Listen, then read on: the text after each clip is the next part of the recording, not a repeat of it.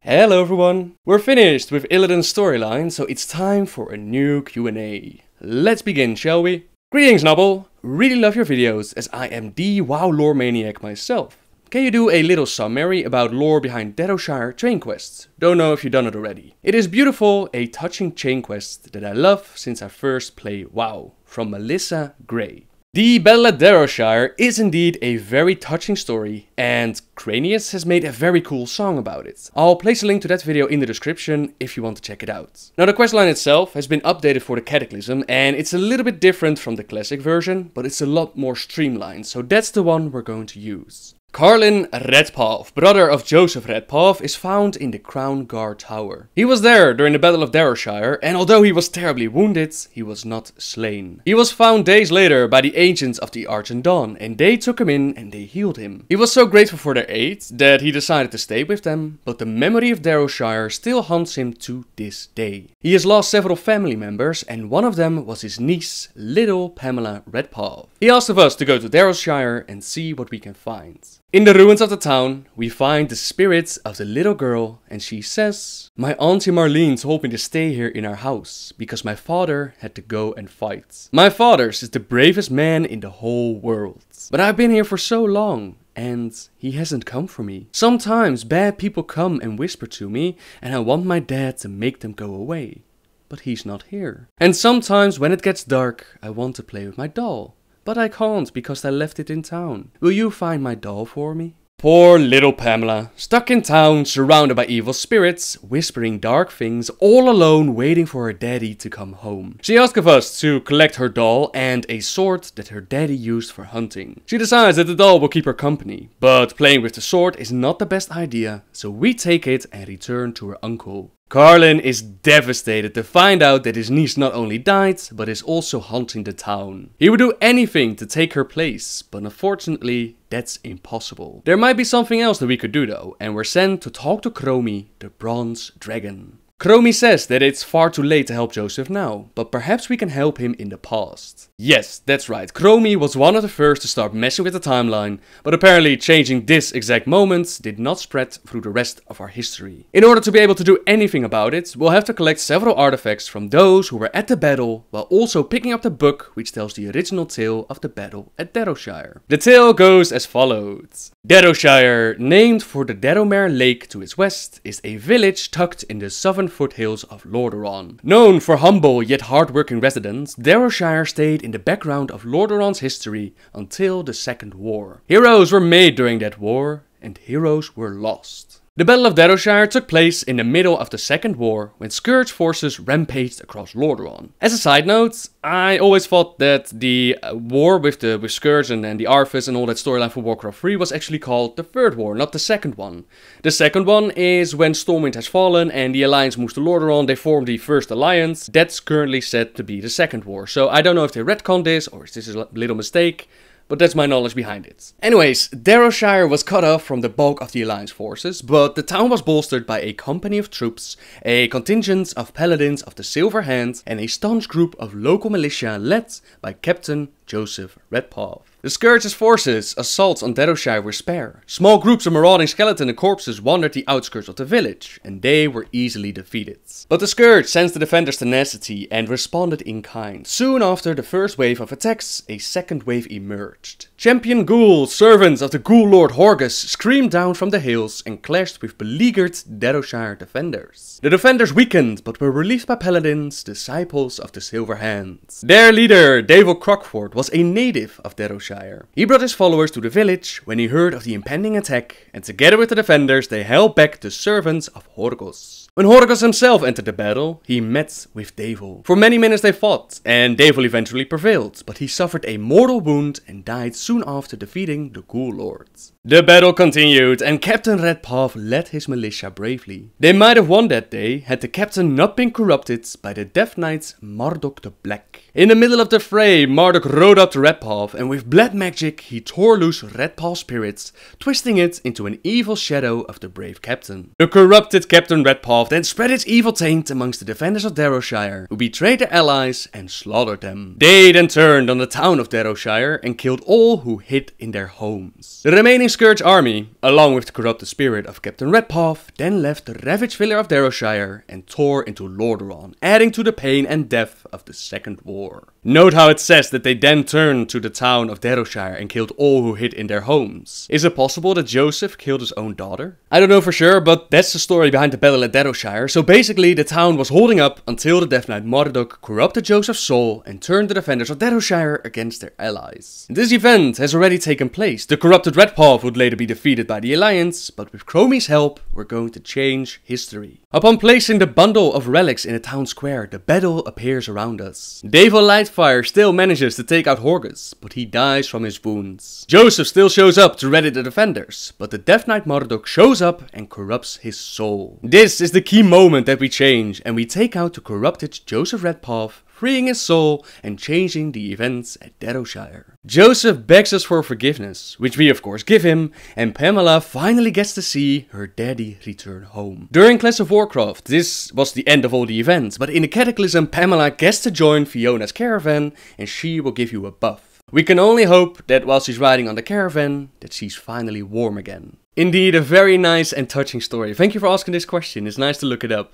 It's quite awesome. Okay, next question. Hi Noble, love your videos. I have a question. The World Tree in Grizzly Hills, what happened to it? The World Tree in Grizzly Hills is called Vordrassil, and there are two other official World Trees, namely Nordrassil, which was blown up at the end of Warcraft 3, and Teldrassil, currently the home of the Night Elves. Vordrassil was planted in Northrend, and as we now know, Yogg-Saron lies imprisoned beneath that area. It's said that Serenite, the ore found all across Northrend, is actually blood from Yogg-Saron, which implies that Yogg-Saron is about as big as the whole continent of Northrend. Planting a tree on such an area, its roots digging deep into the earth, that's not the best idea, and the tree got corrupted by Yogg-Saron. The Night Elf Druids, they discovered this corruption and they blew up the tree thinking that this might stop the old god's influence. But eventually, a Furbolg tribe took over the area and they called it Grizzlemaw. Now the corruption spread from the tree into the Furbolgs themselves. They resurrected the demigod Ursoc, and Ursoc was killed during the War of the Ancient by the Legion. His children, Orson and Codion, they saw how their father was corrupted as well, so they asked us to take him out. At the same time, the Furbolgs were also trying to plant another world tree, which wasn't the best idea. I mean, Yogg-Saron was still out there,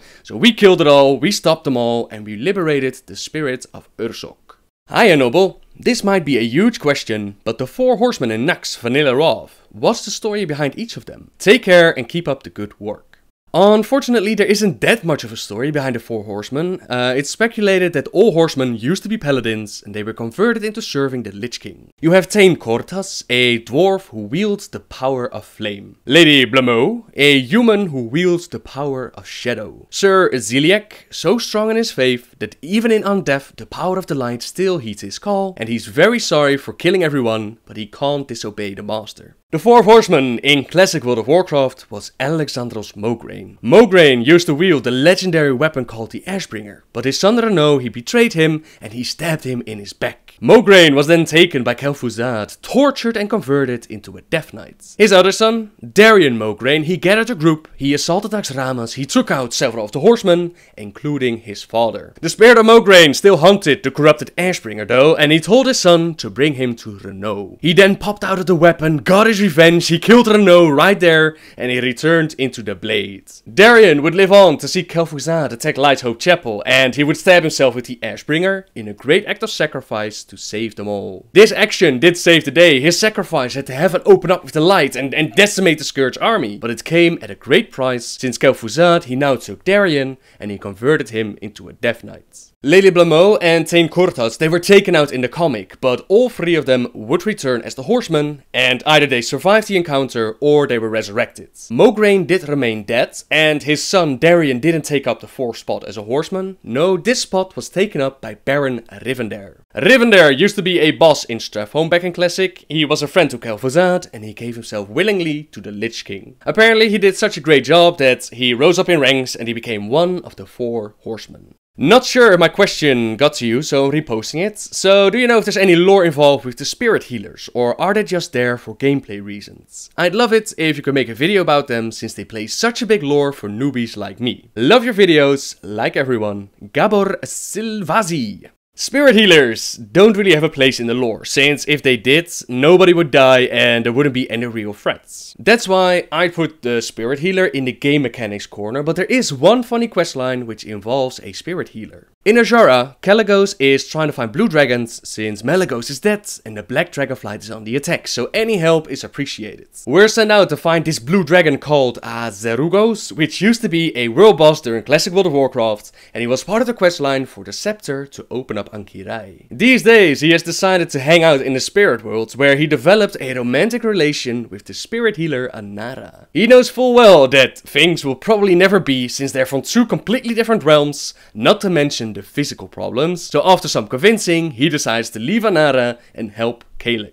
Another interesting thing about the spirit healers is that some people, they've recorded the sound that you hear while standing near one of them, and apparently some hear voices telling them that they should play World of Warcraft, that they should give Blizzard all their money, some creepy and funny whispers. I'll link a video in the description if you want to check it out. This question wasn't sent in by anyone, but I figured it might be handy to let you all know how exactly you can reach me and where you can find me on the internet. Here on the YouTube, I upload my videos, which are lore videos, Q&As, let's plays, and anything else I feel like uploading in between. This ranges from twerking orcs to Christmas greetings and anything in between, so pretty much anything I feel like making, I feel like uploading, this is where you'll find it. My ask.fm website is where you can leave questions for a future Q&A. Sometimes I'll answer directly, sometimes I'll link to a previous Q&A, and sometimes I store the question to use it in the future. Be sure to make an account if you want to be notified when I've replied. Sometimes there are just so many questions that I answer in a row.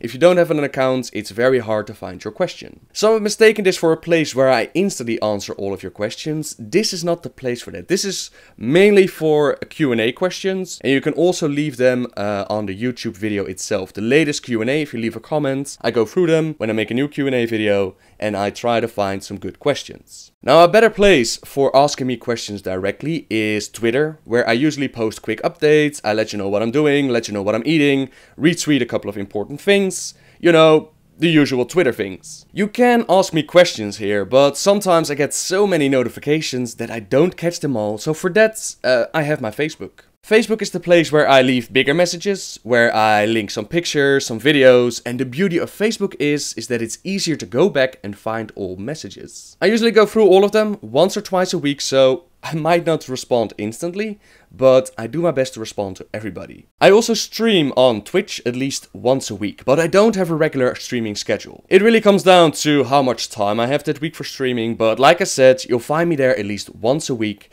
and you're free to ask questions in the chat. Sometimes chat is just a little bit too busy, or sometimes I'm just too busy with playing whatever I'm playing, so I don't always catch all the questions, so sometimes people are frustrated, which was the main reason why I put this question in this Q&A, so now I know you can find me on Twitter, Facebook, YouTube, Q&A, AskFM, Twitch, I'm all over the internet. So yeah, I figured it might be handy to update you on where to find me, and hope you'll be able to find me now. Cheers from Iceland, love your videos. My question is, what's the story with Thrall and Taretha in the Escape from Durnhold instance? I kept this question for last since it's a major spoiler for the novel Thrall, Lord of the Clans, so if you're still planning on reading that novel, end the video and you won't miss a thing. It's really a highlight of the book. It made me go like, what the hell's going on here? Really, did it just happen? So it's really a fantastic moment and I wouldn't want to spoil it. Now, for those who don't have any intention of reading this novel, the story behind it is that Thrall's parents, they were murdered by Gul'dan's assassins, but they left Thrall alive to torment Durotan. Instead of being eaten by the local wildlife like the assassins predicted, Thrall was found by a dayless Blackmoor. Blackmoor was running one of the Orcish internment camps called Durnhold, and he was ambitious. He figured that he could use Thrall to lead the captured orcs for him against the rest of the alliance, so that Blackmoor could become the ruler of the world. That's why he didn't only teach Thrall how to fight as a gladiator, gladiator, he also had him study tactics, taught him how to read. Basically, he got him ready to be a leader. As a baby, they tried to feed Thrall meat, since they figured that's what orcs would eat. And this is where Taretha comes into the story. As a young child, she heard her father, Themis Foxton, talk with her mother, Clania Foxton, about how Thrall wasn't eating. Themis had served Blackmoor for over 10 years, and if Thrall would die, that would be bad for all of them. Taretha, she saw how her little brother Farrellin, he drank from milk from his mother, so she asked her father why they were trying to feed Thrall meat instead of milk. Nobody had thought about this, and after convincing his wife to do it, they offered to feed Thrall. As a reward, Blackmoor gave them riches, a better spot in Durnhold, horses, all kinds of good things, and when Farrellin died of a fever, Thrall was the only baby in their households. Eventually, Thrall would learn how to eat different foods besides milk, so they took him away from Taretha, but she never forgot about her little stepbrother. After a few years, Taretha was ordered to bring Thrall some books, and she slipped a little note in one of them. She wanted to have some sort of contact with Thrall, and Thrall remembered her from the day that the little human girl waved at him. He didn't remember her from his baby time, because that would be silly, but he did see her one day as he was training. She waved at him, and he was like, why is this human girl being so nice to me? You have to understand that Blackmoor and pretty much all of the humans, they treated Thrall like scum. He was an orc, their mortal enemy, an animal in their eyes, and now he received a note from someone who was being kind to him. This was like a little light in the darkness of years of training, beating, slavery, abuse, all the bad stuff that happened to him. So this was a great moment for him, and Taretha and him became great friends. Now Blackmoor's ambitions, they were great, but he was also a drunk, and one day Thrall was forced to fight several matches in a row, and although he fought brilliantly, he lost the final match. Surely Thrall thought Blackmoor would be mad, but he couldn't blame him for failing. Not after winning 8 out of the 9 matches. But Thrall was very wrong. A lot of people had placed good money on Thrall winning, so his cell doors opened up and Blackmoor kicked the crap out of him. He then ordered the rest of them to have a go, those who had placed money on Thrall and lost it all, and they kicked and hit and did all kinds of nasty stuff. They would have probably killed Thrall in that very moment was it not for Sergeant. He was a more respectable human who trained Thrall, and he pulled them off him. That was the moment where something snapped in Thrall's mind. He had so long tried to please Blackmoor, tried to fight honorable, and it just wasn't good enough. He wrote a message to Taretha telling her that he was going to escape, and Taretha helped him out. She set fire to the camp to distract the guards, and she gave Thrall some provisions before he left. He would then meet up with Grom Hellscream, the Frostwolf clan, even Orgrim Doomhammer, while Taretha stayed behind to be abused by Blackmoor. He had taken her for his pleasures, and he had loose hands, so she would often walk around with bruises and just do whatever she was supposed to do. Near the end of the story, Thrall and the rest of his comrades, they worked towards liberating the orcs from their internment camps. His interactions with humans like Taretha and Sergeant had shown Thrall that not all humans are scum, and that mercy is something to honor. When they reached Durnhold, Blackmoor was drunk and out of his mind. He had discovered that Taretha had helped Thrall, so when Thrall's army reached Durnhold, he started to taunt the orc. Still, Thrall felt some sort of pity towards Blackmoor, so he gave him one last chance. They had no desire to fight more humans, and the orcs, they would be liberated one way or another. They could choose to lay down their weapons, or they would take Durnhold by force. In response, Blackmoor, he threw the severed head of Taretha at Thrall's feet. The girl who had only shown him kindness, who had helped him through his long years of enslavement, now lay dead at his feet. Pure raw fury took hold of Thrall as tears poured down his face, and he screamed an anguished cry.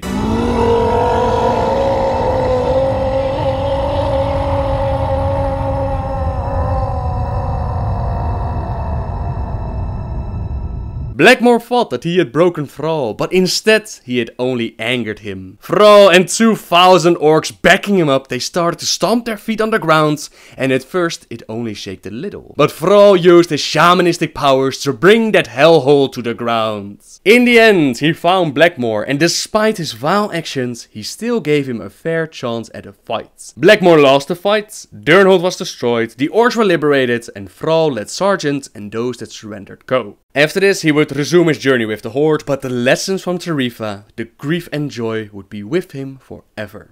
And with that, the Q&A is done. Thank you very much for all your questions, everyone. If you have more, please leave a comment, and I might use it in the next Q&A. Hope you all have a great week, thank you for watching, and until next time guys, see ya!